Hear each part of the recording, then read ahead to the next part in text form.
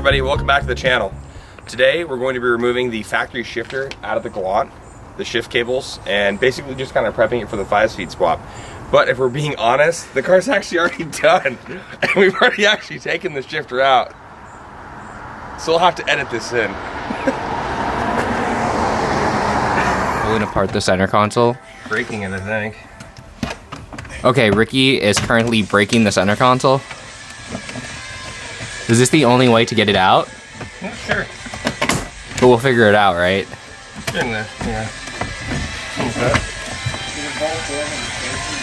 There's like the most interesting thing. This car has like 1,000 different it's cigarette lighters. Maybe just 2, but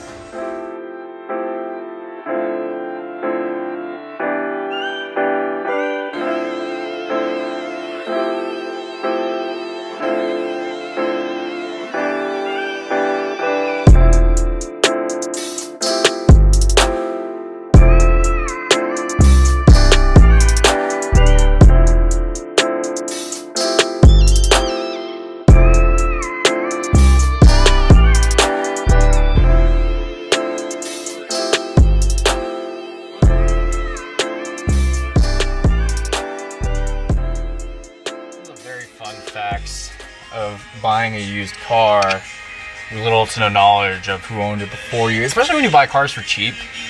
You tend to find things in them when you're tearing them apart that the previous owner either 1 didn't know about or 2 forgot about. Unfortunately, this time we took the seat out on just a monster can and a phone charger. Last time,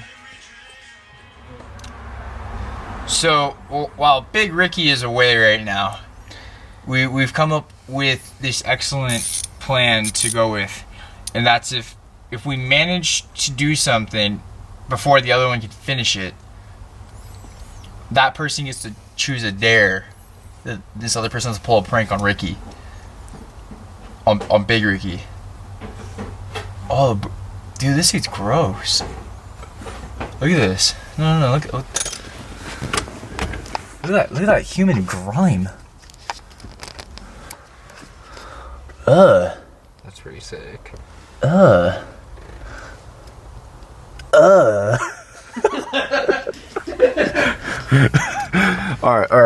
You know what? We're gonna talk about really fast. We're gonna get up in here. I'm gonna see if I can point out what we're trying to do. Now, if you see, let's see if I get the camera up in here. That bolt, that one, that's straight ahead. That bolt, I can't get out. You know why? It's because it's afraid of you. It's afraid of you because... Hi guys, this is my name's Little Ricky. Big Ricky's gone at the moment. Oh, that's my armpit hair. I'm gonna talk while I try to remove this bolt out of the shift linkage here. While Big Ricky's gone, the big dummy forgot tools at home. That makes this job really easy. We still gotta work while he's gone. Well, today when Ricky and Davis came over to drop some things off before we got started, there was a little surprise for them inside the house. So Ricky and Davis walk into the living room, and it kind of smells a little funny. So I take a look around. What I was gonna see in the rug is a little present left by Santa's little helper. And where the hell, or heck, where the heck does that come from? I think I got it, actually. Oh, one sec.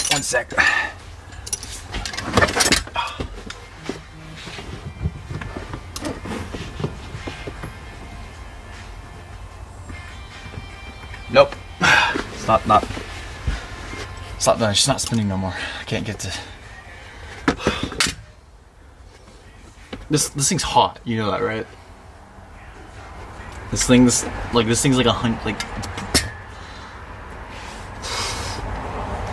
It's like a sauna in here.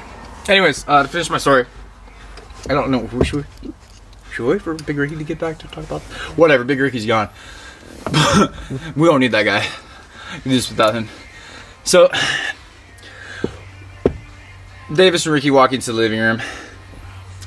There's a little surprise to them on the floor. Something at some time, at some point in the last few days, left a turd in the middle of the floor, middle of the living room. No reason why, I just was sitting there. So Ricky and Davis are pretty confused as to why there's a turd there. Well, it turns out 2 days ago, I had come by with my dog. And I let him run around inside while I was out here in the garage cleaning up, grabbing a couple things. I had to grab the flywheel to go get resurfaced. And I just didn't really think anything of it because I had walked him before coming, and we were outside. I was walking him and he had peed a couple times. He just didn't want to poop for whatever reason. Well, when I brought him inside, I guess that's when he really decided he wanted to poop. Little did I know, I called for him. I said, "Hey Emmett, we're leaving now." He comes running out, put his release on, take him out to the car, put him in the car, and we leave. 48 hours go by, and Ricky and Davis come in, and they find that. They find that. I don't know. It seems really dumb, but it's really funny right now that there was just a poop in the middle of the living room for no reason. I mean, we can measure a hand right now. Bruh, your hands are just as big as mine. No, they're not, bruh. Come on. Oh, we're doing it. You're gonna do it the hard way. All right, cool.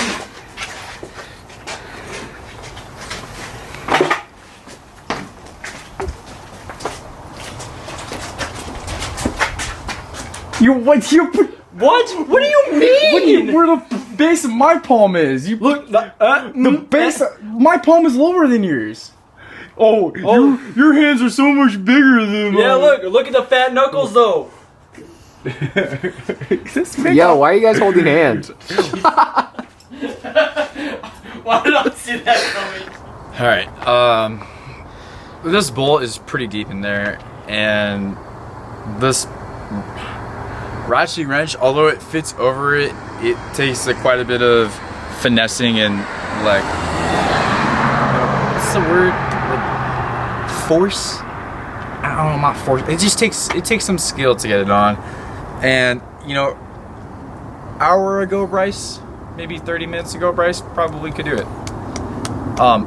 Current Bryce could not. So we took a 5-minute break, a little bit of time for me to get some fresh air, to go back at it. This is so stupid. Why is this is a direct swap? It's easy. It will take us only like blah, blah, blah. Yeah, dropping the trans was. Everything else, maybe not so much. It's the same block, Bryce. Bryce, you want to help Davis and I do a swap on a Galant? We're gonna Evo swap it. Oh, look who's back. Yeah, okay. It's Big Ricky. It's Big Ricky. Sometimes it's just really easy to pee in the yard as opposed to going inside and peeing inside. That sounds really dumb. But sometimes you really have to go and it's an emergency. And I realized that there's just a spot in the garden where the ground is a little different colored and everything's dead.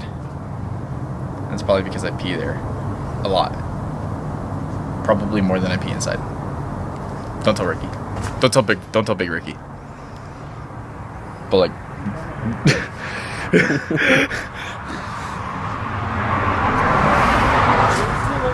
yeah, like that whole area.